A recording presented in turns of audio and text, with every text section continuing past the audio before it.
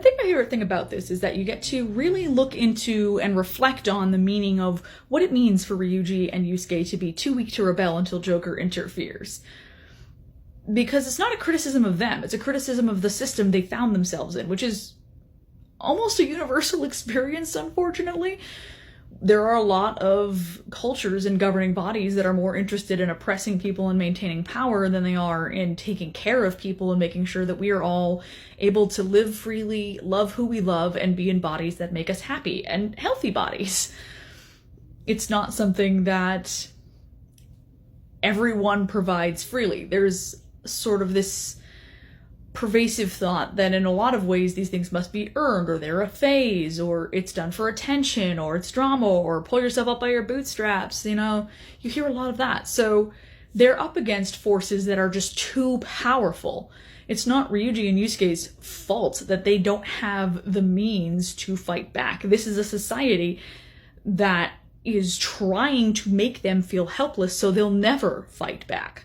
And it's doing the same to Joker. So when you start the game, obviously, he's in legal trouble. He's one mistake away from ruining his entire future because he picked a fight with someone who had a lot of connections and influence and thought it would be cool to ruin a teenager's life. This is not rare, unfortunately. There are a lot of people who get satisfaction from making someone who's helpless feel small and taking advantage of their defenselessness and ruining a life because they can. So this is something that's certainly not the only time it has ever happened.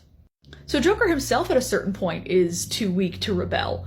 So when he gets that ability, he's a catalyst for everyone else realizing they also have this ability to step up and to make a difference.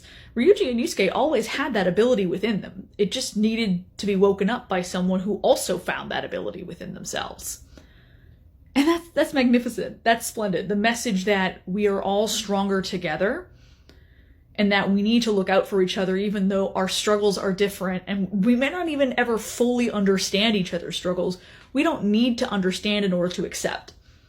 So uniting so that everyone gets the justice they deserve is a beautiful message. It's beautiful. And I love that Persona really doubles down on that and shows it with things like this. It's not Ryuji and Yusuke's fault that they were too weak to rebel. It's not Joker's fault.